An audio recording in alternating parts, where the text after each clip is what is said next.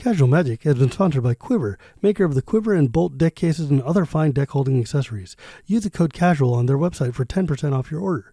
We're also sponsored by Architect, the premier site for hosting your decks on the internet. I love them and they love me, and it seems like a good reason for you to use them. You can also support Casual Magic directly by going to our Patreon at patreon.com/ShivamB. And now, on with the show.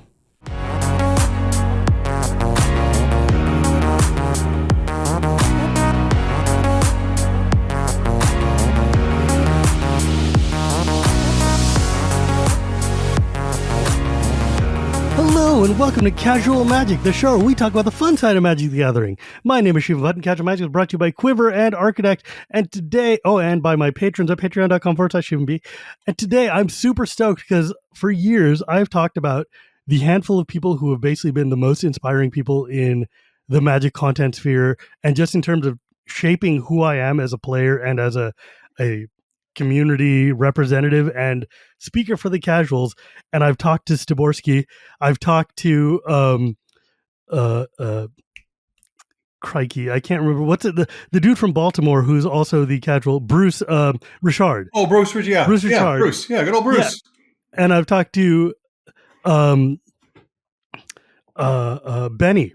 Yes, Benny Smith. Yes. He of a million words. Yeah, and now I'm hitting the fourth of my four gods of casual, to use the old Japanese phrase. Anthony Alongi, who is like literally one of my favorite writers ever, who has done more for like changing the way I look and think about Magic cards for like 30 years or whatever, 20 years. Very cool. And I got to say, man, I'm super stoked. Getting to meet you in... was it Minnesota that we got to meet up? Yeah, it was Roanoke, I think. Wasn't it out yes, in it was. Virginia? It was in Roanoke. Yeah. And dude, like I was seriously like, I'd be hanging out with friggin' LSV and talking to all these other famous pros. And then Anthony walks by and I'm like, oh my God, it's literally my favorite person in Magic. Very kind. No, the honor is mine, sir. What a great opportunity to talk with you. And it was then and it is now. I mean, look, you helped define what casual means for so many people for such a long time, because you used to write for the Mothership. Yeah, and I did. Like in the olden days, for those of you who aren't old enough to remember, which is ironically a lot of you, right. Magic used to have on its website an article every single day. Yep. And it was one of the coolest things in the world. Even when I was disconnected to Magic, I still read the articles every day, which is why it was so easy for me to slot back in. Mm-hmm. But one of those articles was Serious Fun.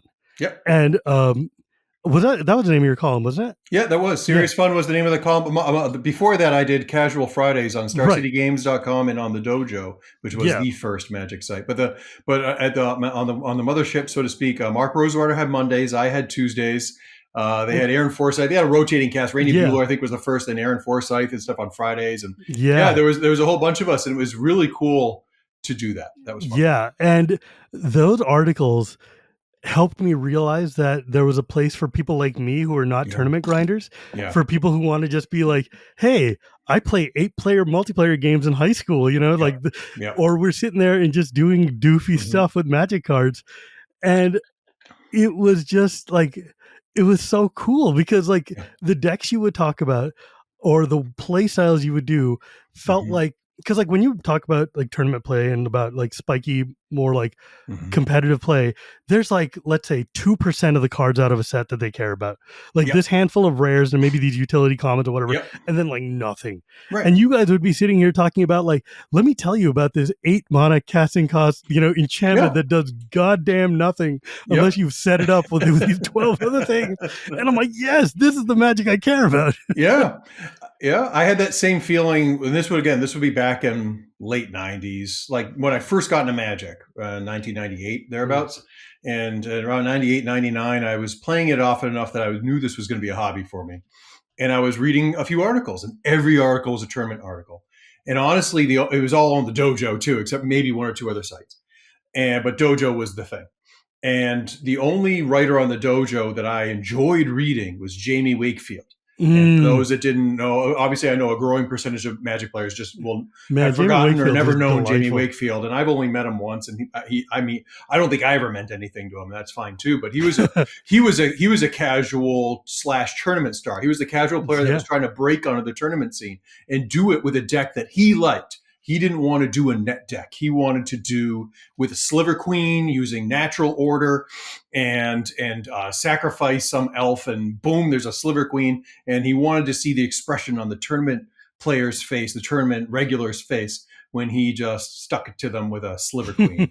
That's what he wanted. He got really close. I may have even qualified at one point. I can't recall. But I remember reading those articles and saying, gosh, why aren't there more right? I mean, like, there's, when you just think about the pyramid of talent, like obviously the tournament players who get to the top, yes, all those people are there, but what about all the people? And maybe maybe it should be inverted pyramid. What about all the people? With all due respect to tournament players, there's so many more of us, I felt at the time, than there are of them, and who's talking for them. So I dropped in. Yeah, they had a submissions link, and I dropped in. I wrote up something on my lunch hour at work.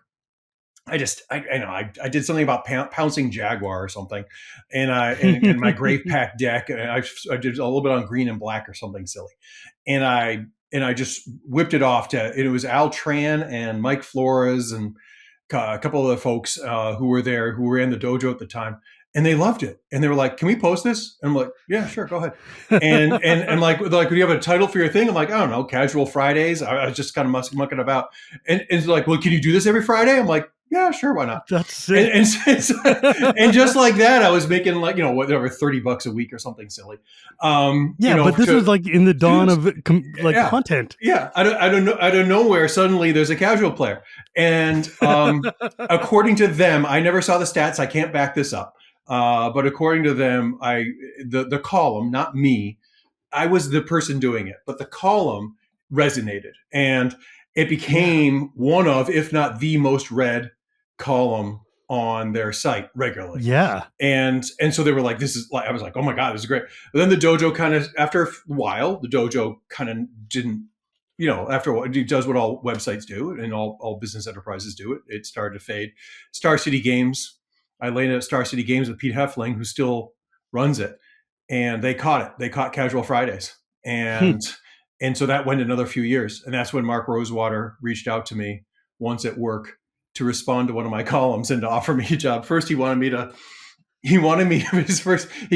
and he goes, "Hey, this is Mark Rose." But yeah, he calls me up, not at work. I had my cell phone, but he calls me up my cell phone. And he goes, "Hey, I wanted to talk to you about a couple of things. If you got a second." I'm like, "Sure, you're Mark Rosewater. Why would I not talk to you? This is ridiculous." Right. And I'm at my job at the state. I'm staying, I'm up late because he's on Pacific time. I'm on regular time. I'm staying, it's like 6 p.m. or whatever, but I'm still working away. And I take a moment here to talk to him. And he goes, "Well, first I want to talk about your latest column. You don't like the card Battle of Wits." I'm like, "Of course I don't. It's a ridiculously bad card. It's stupid. It's the dumbest card I've ever seen ever." He's like, "Well, I want to talk about that." And he kind of gives me this justification about, different kinds of players. He's like, "You're the casual guy. You have to like Battle of Wits. You have to like, exactly. You have to. I'm like, "Well, I'm sorry, Mark. I just don't like, you're not going to like, I love you to death. You're amazing. You're like a god to me. But at the same time, I'm not going to lie. You're this is a horrible card and I'm never going to purchase it. I'm never going to promote it. Was there something else you wanted to talk about?" And he goes, "Yeah, we want to offer you a job." And I'm like, "Oh, I hope I didn't just screw that up." He's like, "No, but maybe don't, do you think you can at least not trash cards?" I have had that exact conversation with Mario myself. Like, because there were times I'm like, "Man, I super hate this thing." And he'd reach out to me and we've had and he's been like, "Please, look, I get it. You don't like it, but please, right. You have a very large audience. Let's not. Yeah, I get what they have to do and why they have to do it. Look, this is not a slam on Mark at all. No, he's got Mark. A gig. I owe Mark a ton, and I'm always pleased to. I'm not like I talk to him regularly or anything, but when I wish him a happy birthday on Facebook or whatever, I'm always happy to, to hear his voice either in written or verbal form. And Wizard still has many wonderful. You know what's wild? I just found your first column on Star City. Are they still there? That's great. Oh, yeah. Star City has retained them. From January 28th, 2000. Yeah. Yeah, that would have been my first one. I think on the Magic the Gathering website, I think they've purged They everything. vaporize them, and Yeah, it's which is makes me all. angry daily. Yeah, I know, but at the same time, not all my early writing was great. Sometimes Yeah, you but just it's not even that. It's more that there's stuff there yeah, that's hierarchically important yeah, for the yeah, development of magic thought and thinking yeah, and philosophy. yeah, And there are articles that I refer yeah. back to myself still. Like, you know what? Don't get me started, because that's one of the things. Is just as a Yeah, I was as a bummed. Brahmin who cares about literature and history, Yeah. that just offends me to like obliterate that much I like history. feel But I love that I you wanted kind to of call wish your they had column. told me they were going to do it. That was Yeah, the we one would have thing saved if I they had said, wish "Hey they guys, we told have to me. obliterate this stuff." We Yeah, would have saved all of it first. and maybe they didn't want that. I I don't would have know. archived the hell Whatever. out of it. Why Yeah, not? yeah. Uh, I don't know. I don't know.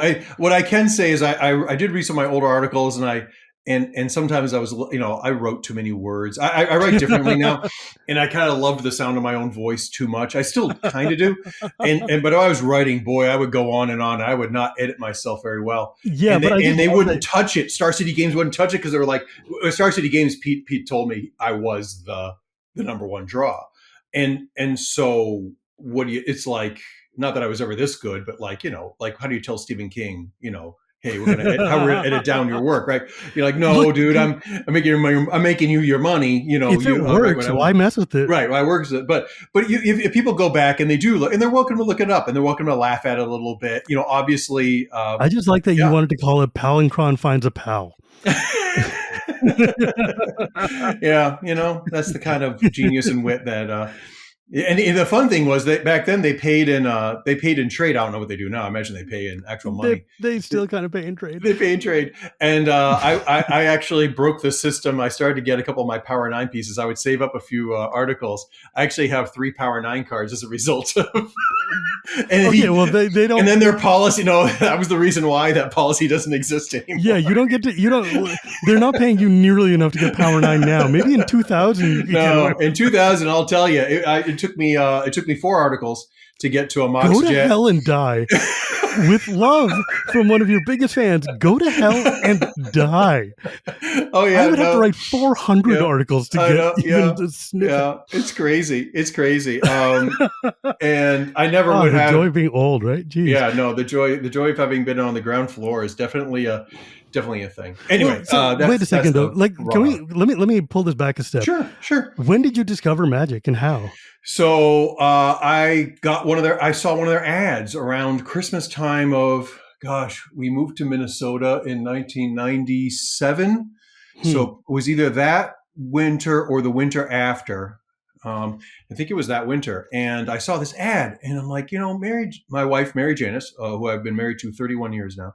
Nice. She and I had young kids at the time, or one young kid at the time, with more to come. And I was just kind of looking for something around the apartment to do. And I said to her, gosh, it'd be fun to play a game together from time to time. And she doesn't really like games. She's a nerd. She loves comic books and wonderful novels and things like that. I mean, she and I are watching The Expanse together and all that, whatever. And so, I mean, like she rates in the nerd community, but she doesn't like nerd games.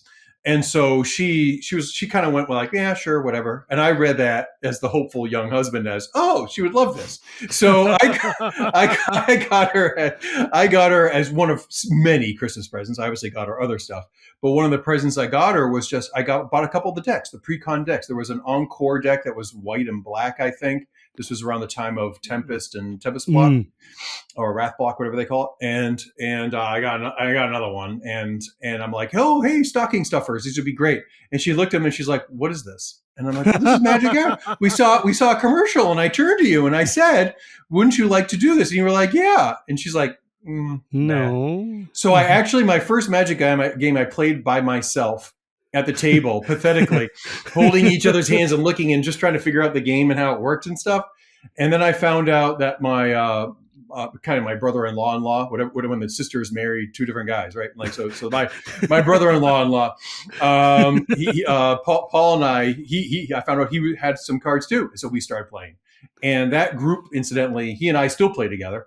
And that group that we formed at that time, that casual group, still exists to this day. That's amazing. Yeah. So it was 1997, 1998. And then within a year or two, at my job, I was reading articles and stuff like that. Not I was reading articles on my job, but I was reading articles, and at my job is when I finally decided to bring lunch break to try to, like I said about the dojo. That's sick, man. Yeah, because like I've also tried to get my wife into Magic, and she knows enough Magic to play if I need to test against. And she's like, she can grab a deck and run it against me. And we used to like play co-op on Duels of Planeswalkers or whatever together.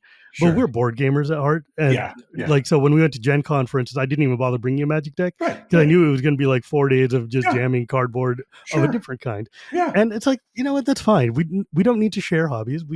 Or rather, we don't need to share all of our hobbies. It's okay for some things to be for me. Agreed. Because if we both played Magic, we would be bankrupt. Oh yeah, no, absolutely. And it's the same. Like both my kids. So I've got a daughter and a son. They're both adults, and so I don't mind using the names Christina and William. And Christina, when she was young, was very much into Magic because Dad was, right, and it was important to parents, so it's important to the kids sometimes.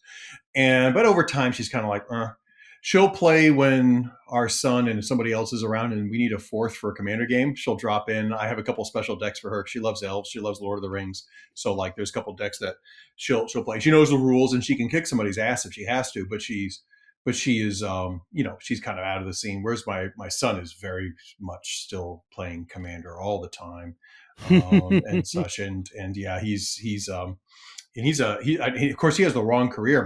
My daughter's a successful writer now. She's making plenty of money writing, just like her mom. And my son is against his father's explicit advice, a middle school counselor. Like of all the things, like That's awesome. The Venn diagram of things I told him not to do. Don't get a job in the public sector. Which is what I did. Don't get a job at a middle school. Don't get a job trying to. Middle school counselor is one of the most noble professions. Yeah. Oh, so it's super noble. I'm super proud of him. But I'm like, come on, man, listen to your dad. Anyway. But yeah, we do. We've had a wonderful life, and Magic's been a huge part of it. I played it with the kids along with Dungeons and Dragons. Those were the two things that I played with my kids a ton. My wife just wasn't kind of into them. We do other stuff together with my wife, and like you say, it's good to have intersection and it's good to have separation. Because sometimes you just need to have a space where you can be like, I just need to go and do a thing. You need to go and do a thing without thinking about me, and it's fine. And let's just chill, and we'll regroup in a minute. Yeah. But yeah, like my son is getting old enough that I'm starting to introduce him to D&D, and that's a dad dream right there. Yeah. So like we've been talking about, your focus has been on casual play. Yeah. Why? Because it's how the vast. I just prefer. I guess it's how I got into it. There's a couple reasons why. The reason why it was first appealing to me is because the first player I played with was my brother-in-law, who played casually. Like I'll bet you if he was really into the tournament scene, maybe I would have caught more interest in that. And I have been in the tournament scene, by the way. I've done a little bit, like not on the Pro Tour, but I used to do Pro Tour qualifiers. I was ranked, one of the top 10 in the state back when there were like only 10 of us, probably.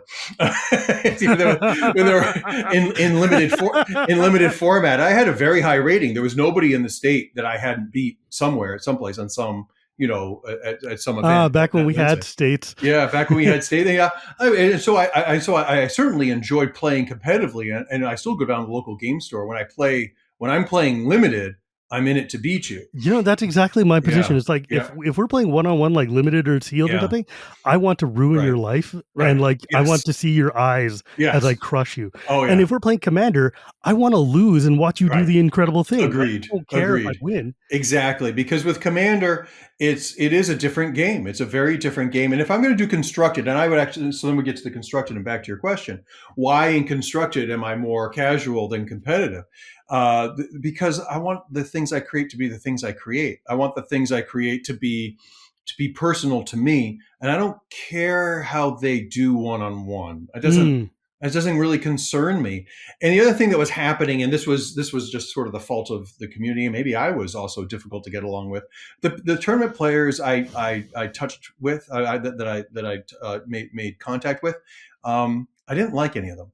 I found them, quite frankly, to be from the guy from Aliens 3, the doctor. He goes, "I find you unpleasant to be around," right? And that was just kind of my feeling. I was just like, well, every single time I talk with one of these people, I play with one of these people, I don't enjoy myself. So why am I doing this? And so I just stopped. I played like in one constructed tournament, and everybody I played against was just, it wasn't that any of them were openly, it wasn't even rules lawyering. I did fine. I didn't qualify top 8 or anything like that, but I did fine. I didn't get into an argument with anybody, but every single matchup was just, ugh. And I had to build a deck that I didn't want. And like the whole thing was just not fun for me. So I just didn't, it never appealed to me at all. And so people go, hey, you're going to go to the modern, you're going to do the modern tournament. Hey, you're going to go to, and over time, I have to say that the whole enterprise of constructed Magic tournaments just feels like it's become less and less relevant to me. Now, there's still people who do it and they still enjoy it. And they should. The way I look at it is like people do it. And so I also want to be clear about that. Yeah. Like, I mean, for me, like I love playing limited and sealed because they're very skill testing. They're very fun. They're little puzzles in a box that you kind of have to crack. Agreed. But like, I treat Commander more like board game night, where it's like, hey, we're here, we're hanging out. It's me and 4 or 5 of my friends. We're just chilling. We're, you know, it feels I don't even like the word casual anymore, despite the title of my show. It's more like it's relaxed socialization time, right? It's just we're chill and we're hanging out and we're having fun. Magic happens to be the thing we're doing. Yeah. Right. Like, agreed. That's why. And like, people get mad at me when I say this, but I'm like, competitive Commander makes me grumpy because it feels like the goal, and I don't mean CEDH, I mean tournament EDH. I know what you mean. It's like the idea is I want to play Commander to hang out with my buddies, man. Yeah. Okay. We're going to sling hardcore spells and kill each other or whatever. Fine. But like, it's relaxed, dude. It's fine. There's no. I've had some work to do at my local game store. It's not just me; it's a group of us. But this local game store opened up just a few years ago. This was right 2 years before COVID. This local game store, Level Up Games Hastings. I'd be remiss if I didn't plug them briefly. Local game, and they're 3 blocks from me. I walk 3 blocks to my local game store.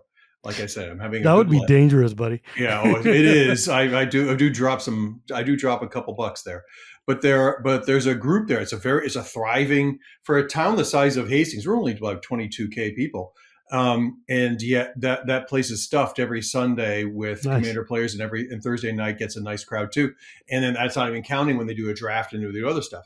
And in the vibe there that we have multiples of us have tried to install, including my brother-in-law and others, it has been, look, there are no scouts here. You're not impressing anybody with your proxied, deck that you brought in because you wanted to see, how the combo goes off on turn 3 when everyone else is playing. Like there's a time and a place. If you find 3 other players, want to play competitive CEDH, then do it. I mean, that's fine. I mean, there were some CEDH players who were there for a little while, wonderful guys, and then they found a different store that they felt more comfortable, and that's fine. Like we still stay in touch, and they're really great guys. But these are the vibe in a casual is just like you said, a casual board game. It's more like a board game. Commander is the board game of Magic. It is the format that is meant to give that vibe. That's what Sheldon Menery and I think that's exactly what wanted. Like Sheldon himself being like a consummate board gamer. Yes, of course he's going to find the way to turn Magic into a board game, right? Mm-hmm. And absolutely. Like, I mean, you worked with Sheldon for quite a while. Yeah. How did you get to, like, because I know you and him used to do a podcast together, I know.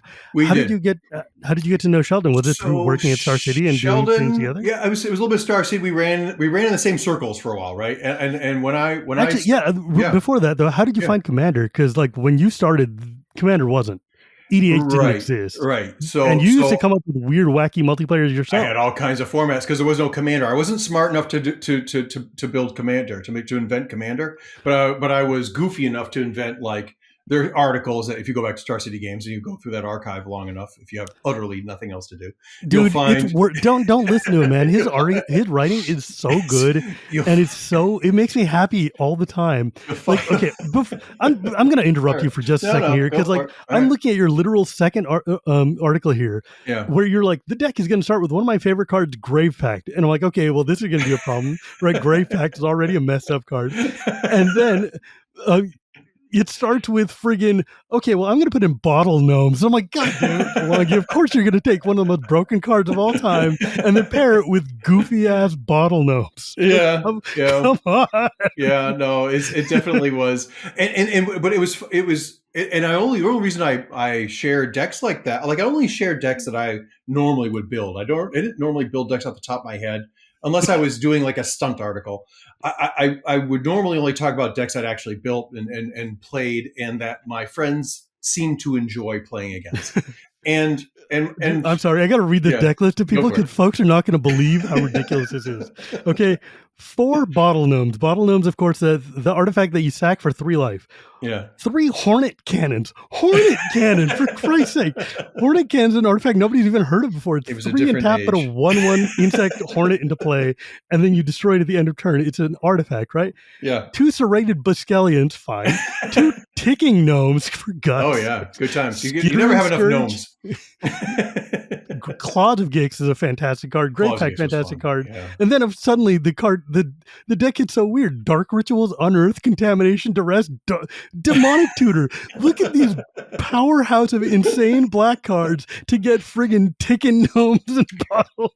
All I can say is the deck lost a lot. I like for all that it had, there were other guys in my group that had stuff that was like that could deal with it, right? And you create your own metagame. Everybody's played more than a couple years with some friends, right? Like your group develops its metagame, and there's the stuff that works and the stuff that doesn't. And so, that was just a deck that worked. And I had too many contaminations, and I traded some of those away. I had too many gray packs. I think I only have 2 now.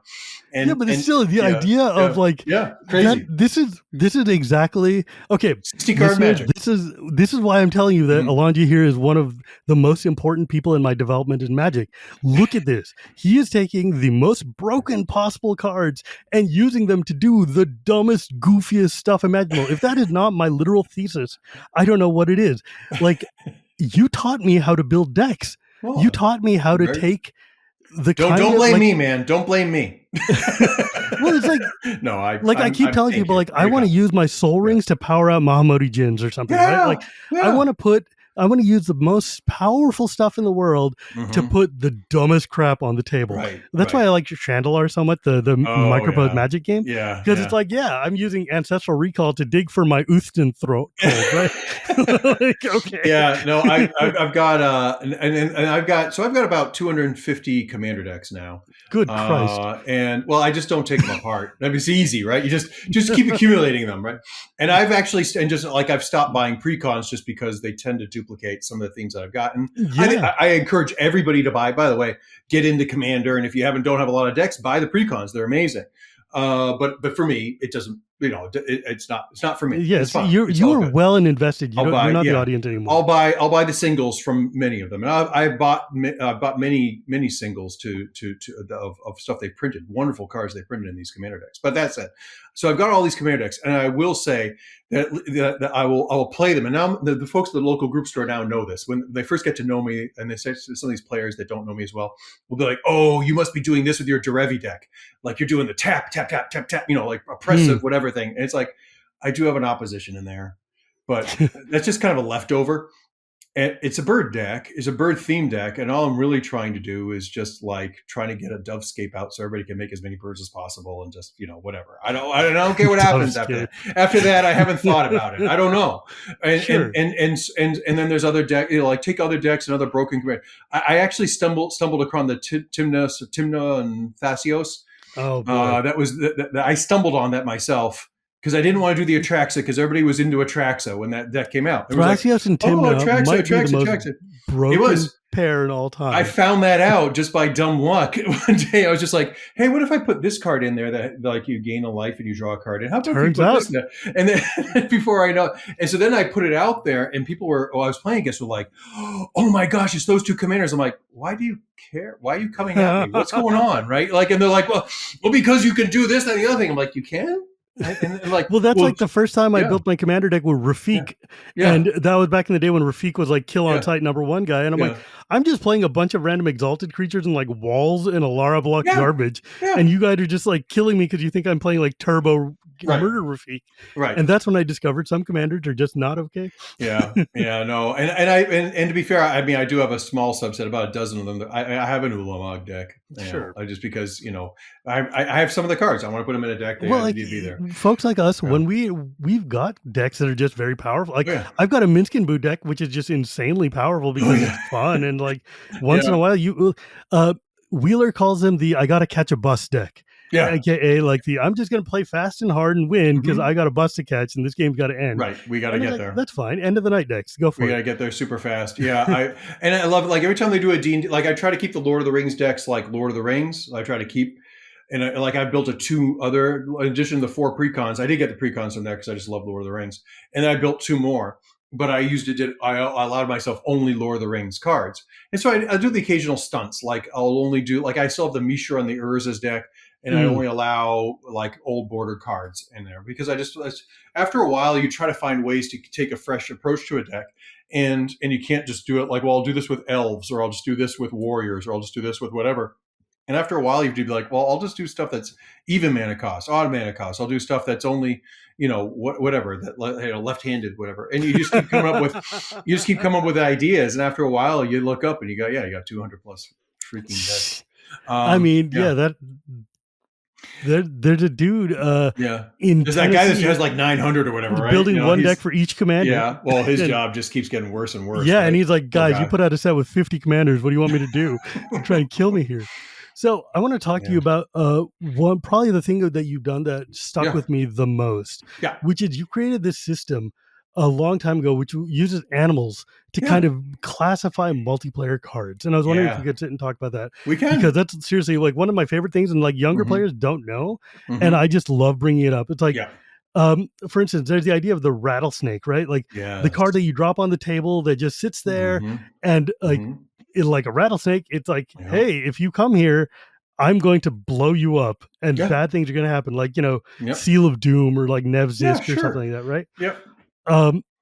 And let me just go through the classifications and then we can talk about how you came up with it. Please. Then you came up with this idea of the spider, which is the card that just waits patiently for you to spring a trap and then just get blown out. So something like, settle the wreckage. Like you don't see it coming and you just get completely nuked. The cockroach, the card that refuses to die and gives you value turn after turn after turn. So like, Hall of Helios Generosity that just lets you get. You got it. Or like Volrath Stronghold. Right? Yeah. And then the gorilla, the table flipping card that upends the game and requires your immediate attention. So like somebody dropping an old Gnawbones for something, or the pigeon, the card that gets better the more players there are, like Gray Merchant, and then Plankton, the card which sits at the bottom of the ecosystem and feeds everybody. Your standard group hug decks, and this is just such a brilliant way to look at and categorize cards. I consider this to be one of the most important Magic theories, next to like the quadrant theory that came up with that limited resource came up with. Thank you. Very kind.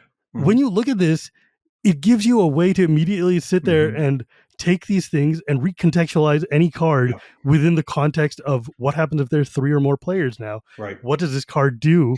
And suddenly all these cards that were just garbage cards that you would be like draft chaff or whatever, take on a brand new life. And I think it's such a phenomenal way to look at things. And it certainly helps with the way I just think about decks at all. How did you do that? How did you come up with this? Well, the rattlesnake, I always give credit to the play group that I play with, because I was by the time I was doing animal elements, or I was thinking about animal elements, I had members of my group who knew I was writing articles and would say, hey, why don't you do an article on this? Here's something I use them I bounce ideas off of. And there was one gentleman, his name's Todd. I don't have permission to talk about all of them all the time, so I'll just use his first name. But one day Todd calls me up and he goes, something occurred to me.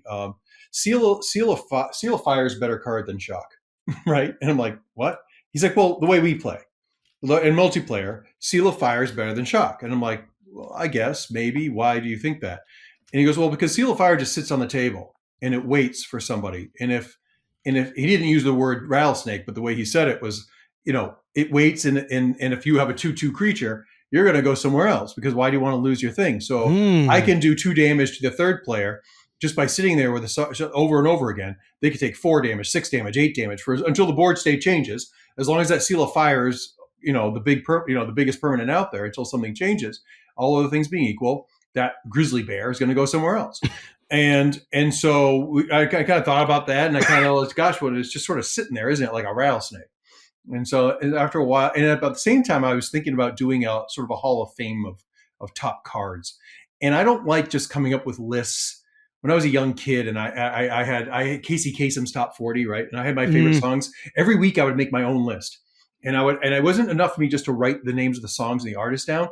I needed to have a graph paper, and I needed to have columns the criteria that were clear to me anyway. It explained, why, because it was one of my favorite bands, because that band had a reputation for quality, because they had a cool guitar solo, like whatever criteria I had, I forget all of them, but and then I would rate them.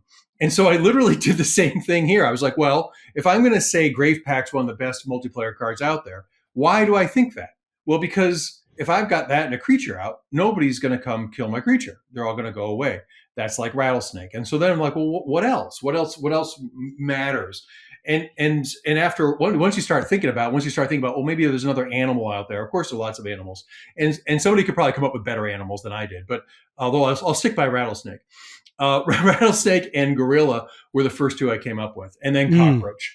And I would say those three are still fundamentally, those three are probably the most important to my style of play, the way that I like to play. I like to put something out there, have big impact, dare people to do it, and then show them how wrong they were to ever come at me in the first place, because it's just going to happen again. I'm just going to bring it back, and so don't you just want to go somewhere else and just bother some other player, and to sort of dare the table to kind of break that. And it doesn't mean that it was oppressive. It doesn't mean it was just something big that I wanted to do. I want to have a big flyer that draws me cards. I want to have a big group hug effect that I just like having. I want people to give me a card. Oh, everybody draws cards. Well, what the heck is that? What kind of animal is that? There's not a lot of animals that want things to eat them. so we get to Plankton, right? And at the time, Congregate was a big card in my group, and so I was like, well, why is Congregate so good? It's not group friendly. It's not that big an effect. It's a big effect for one person, but it doesn't really get you card advantage. It's not really pounding the table. Well, it's good because there's just lots of people. What kind of animal likes lots of people? Very few animals like lots of people. Pigeons like lots of people. And so there we are there. And then the spider. The spider is the most interesting one, because the spider actually sometimes represents card disadvantage. It's actually something I sometimes you need it. Sheldon would have said sometimes you need a scalpel instead of a hammer or a sledgehammer, right? And it's the idea of I have the swords to plowshares ready. I have the shock ready. I have the whatever it is ready to go. And so the idea was to trap somebody. But the real power of spider is when people get to know you better.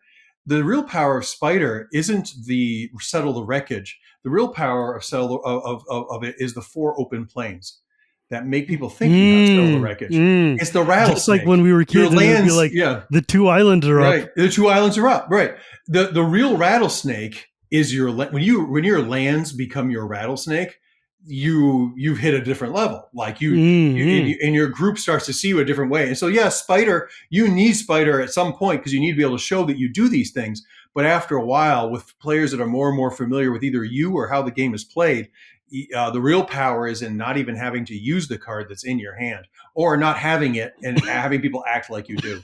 So that gets back into bluffing, game theory. I mean, there's all kinds of stuff that quickly. But the idea, though, is that this fundamentally changes the way you look at a multiplayer game, because one of the things people are always like, oh man, Commander's all about politics. Well, yeah. There's 3 other people. Sure. Half of the game is getting them to do the thing for you, so that you can save your resources to kill them. Right. Right. When I'm dealing with a new player at the local game store, and we get new players every week, and when somebody will come in and they'll take their Beast Within, say, and they'll use it sorcery speed on their turn to get rid of a creature that was probably everybody else hated. Right. And they're like, well, I better get rid of this. And it doesn't have to be one I control. I mean, I don't just say this when it's somebody killing my creature. Sometimes I'll say, well, or my enchantment. Sometimes I'll be like, whoa, don't get rid of that yet. Wait and see. Wait, keep your powder dry, right? Let yourself go. And there's all different kinds. I wish, obviously there's many reasons why I wish Sheldon and I were still doing a podcast today. And I've thought about starting a new one myself someday about, like I had a couple of demo tapes, one called Hack Tactics with my dog. I did a demo and turned out my dog just really hated being up on the chair, and I didn't want to torture my dog to get a podcast. So I stopped. But I thought about like, there's an update to this that I think would be lovely for anybody to pursue. It doesn't have to be me that pursues it, but updating those animal elements, talking about it some more, getting through basic theory of why people make the choices they make in multiplayer, and why you're not playing a duel. Don't think of yourself as playing 3 duels simultaneously. You're not. You're gonna lose that game, and not that losing's everything or winning's everything, but you want to live long enough to express your deck, right? We'll call it exactly. Expressing your deck is winning, right? Let's just use that as a threshold. You're never going to get to express it. You're never going to get to win if all you do is pick fights. So save the duel strat thinking for a duel. Get into the group mindset and see if you can be both cooperative with people and also kind of every once in a while be a little I don't know, backstabby. Dude, this conversation is driving me crazy because it's like listening to myself talk to me. I've taken so much of what you've said and parroted it myself, and I'm like, of course, I should just be like starting every sentence with "Alongi once said." Oh, no. It's you saying it now. You're the voice. I mean, it's lovely to have you. There are many writers who have done, and many content creators but like, who have done me great justice. Between you, Stibbs, Benny, and Bruce, like you guys built a foundation that I can stand on and preach to all these thousands of people about the joy of playing casual Magic, because of the fact that like you guys gave us a fundamental language that we can speak with. Yeah. And that is so important. And it makes me mad that like the current discourse and the current like nature of publications being like, clicks driven or whatever, don't have those voices anymore. They don't have room for these people at the table. And it's a shame, because this is the way most people play Magic. Most people just play cards I own with my buddies. I agree. It's a shame, but I don't want you to be too angry. Like, look, you're right. You're right. The 4 of us, or some small set of us, we were like the lungfish of the Greg.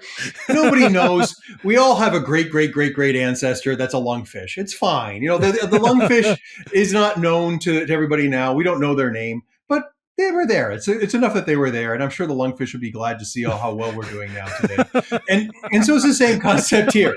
I went up, I got out of the ocean, I flopped around on land for a while. Somebody did something with that. That's great. That's good. Take it from there. It's all good. It's going to be a great evolutionary climb. And in all seriousness, I mean, like, you can't, like, I see you, I see the professor, I see so many people out there doing wonderful content, stuff that I couldn't, honestly, I wouldn't have the patience or necessarily the skill for either. But I love what's happened to the Magic community. And yes, it's more ephemeral, but it's also like, it does have to keep up with society. Society has become more of a TikTok society, whatever the next step after TikTok is. At some point, the professor and others who thrive in this medium will seem like the same, old folks that I am.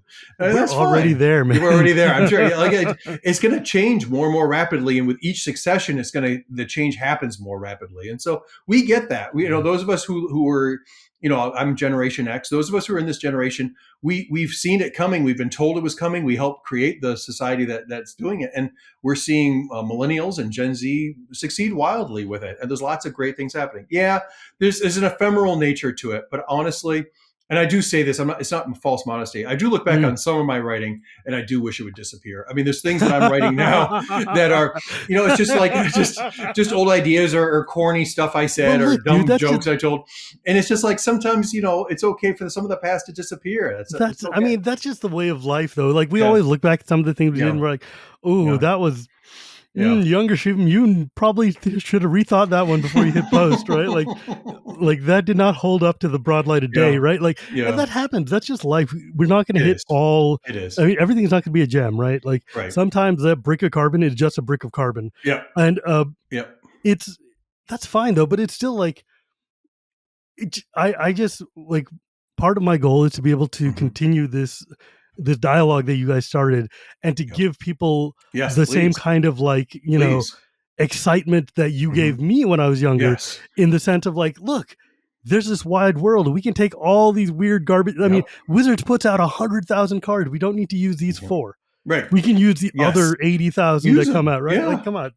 Build a crazy Badger deck. I mean, and they're trying. Look, I have my criticisms of some of what the Wizards Corporation does. I'm not going to get into it here. The things that I still love about Wizards are, their design team, their creative team, their art team. Like, these are the teams that are closest to my heart, have always been closest to my heart. The ones that design the game pieces and that think through stuff are still doing wildly innovative and amazing things. I'm so proud of them. I'm so proud that I was ever part of that machine in any capacity, consultant, writing, or otherwise. And to be able to talk through all of these different ideas with different players, and they come to me. There's a couple, I'm calling them kids. They're in their 20s, but a couple of kids come up to me at the store and they'll go, "I'm thinking of building a deck," and then they pull out this.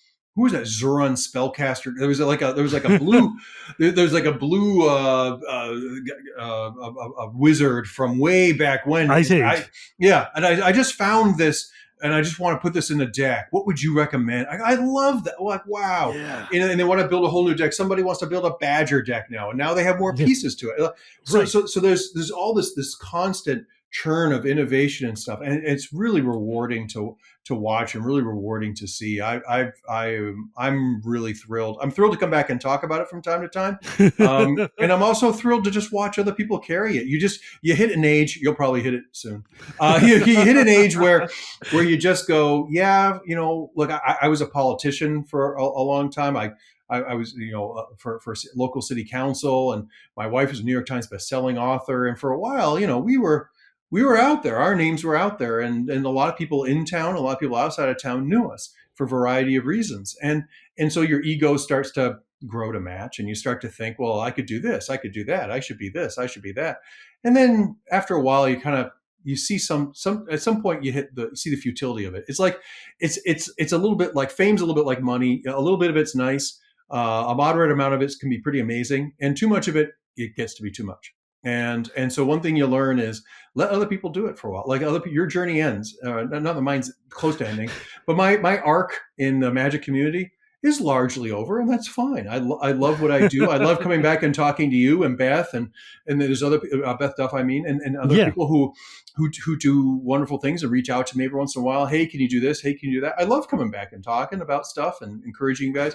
But it's also the case where I know it's in good hands. But you know what though? This show is nothing if not self-indulgent. Yeah. This show is me getting to talk to the people I want to talk to, and I'm like, great. Look, man, it's like sometimes it is really cool to find out who your favorite band is. Yeah. Because I want to know where your influences were so that I can, like, one of my favorite things to do is like climb up the ladder and see like, where did like Metallica get their guitar from or whatever, right? Right. And then teaches me about British heavy metal, and then that teaches me about the blues and whatever. Right. And I don't know. I think that if I have the ability and platform to be able to say, hey guys, go back and learn from these old masters, it's worthwhile. It's fun. I would, and I love that. I love that about you. But I want to talk to you. I think we should maybe close this off with a little bit of Sheldon talk, because you worked with him for quite a while. I did. You guys even did a podcast together that I used to listen to a lot. We did. So how did that relationship start? Because I know we started on it. It started back, it would have started back around 2000, right about the time Wizards was either right before they brought me on or right after they brought me on. And they also asked me to do some reporting at the Pro Tour. They said, hey, you're a good writer, you're a fast writer. Would you mind just reporting on our tournaments? So I was actually at the Pro Tour. I actually developed a quick way of recording everybody's draft pick on a Rochester draft. I had a little graph thing, and I would just quickly write down the picks, and nobody else was doing this. And everybody got to see this tournament coverage that showed, every single pick in a Rochester draft as they were snapping up the cards, a mile a minute. And it was that one of those things. It might have been on that little whatever that boat is out in L.A. that they use as a little hotel or conference center or whatever, like the Elizabeth or whatever. And Sheldon was a judge there, and I think he was either the judge or a big judge there. He's a level 3, level 4, maybe not level 5 yet. And at the time, there was a lot of conversation about certain players. I won't get into it here. Certain players who were known cheaters. Mm-hmm. And there were Wizard staff, who I also won't name, who were like, these people are kind of, we don't like cheating, but these people are kind of good for the game. And Oh, I was like, no, they're not good I've for the had that game. conversation. And I'm like, let me tell you, as somebody who's not a tournament player, nothing makes me want to be in a tournament less than hearing how you're talking about this guy. Don't do that. Go Please to hell, don't do Mike that. Long. And it was Sheldon who was like, oh, that is disgusting. That is gross. Like, you guys, we have to stop this. This has to not be the way that Wizards sees it. And to Wizards' great credit, they agreed within due course pretty quickly.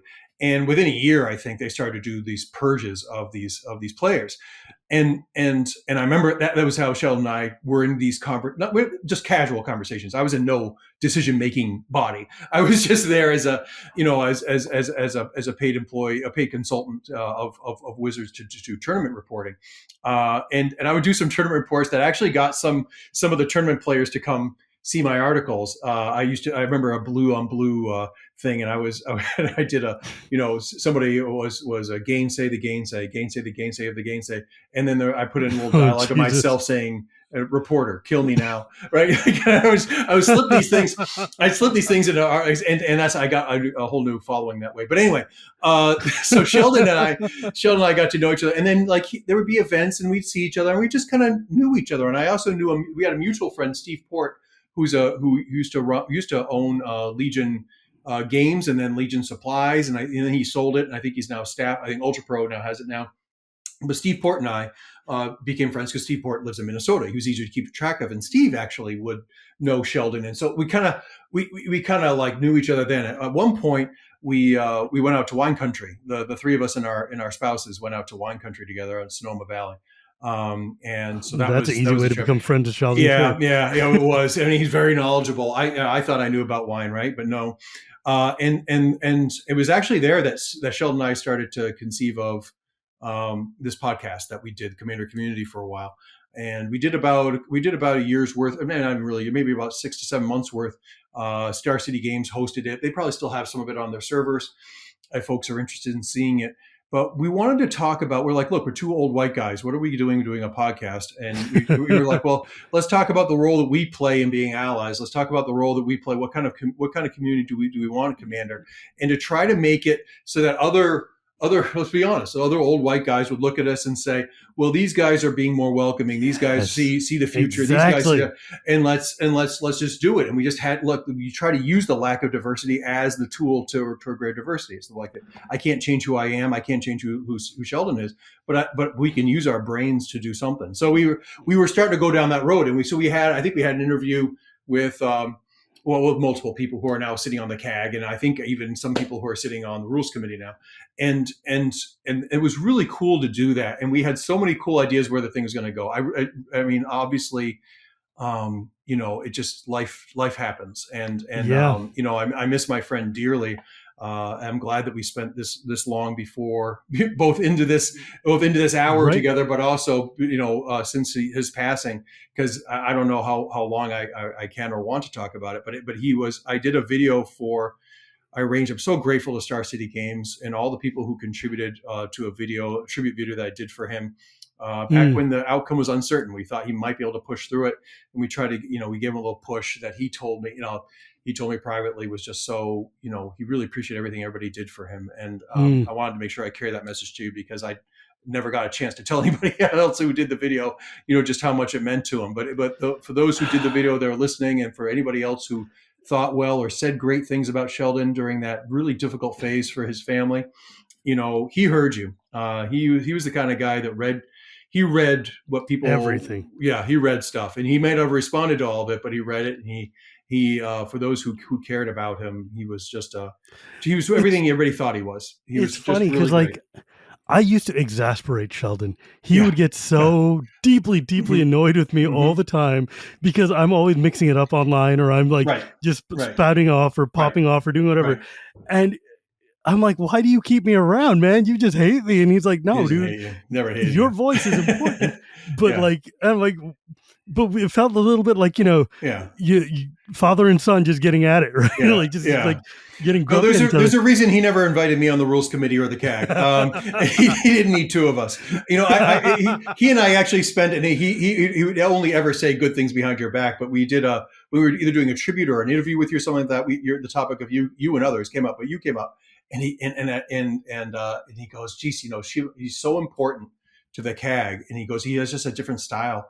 And he's like, I'm trying to adjust to that. I'm like, well, I mean, Sheldon, you adjusted to me. I mean, like, you're fine, right? Like, come on, get over it. And he's like, yeah. No, I know. He's like, it's good. He's good. He's good for the game. He's good for the game. Like, he told himself like 5 times. And finally, like, have you convinced yourself now that Shivam's good for the game? Have you done it? And he's like, yes, yeah. It was good. But obviously, in all seriousness, he was always a fan of yours. He really was, and he understands the roles that different people have to play. He respects. I'm not just talking about race or gender. Like, he respects the diversity of messaging. He and I were very different about how we talked about Magic. Yeah. He also, by the way, he messaged me once or twice when I would drive hard to the hoop.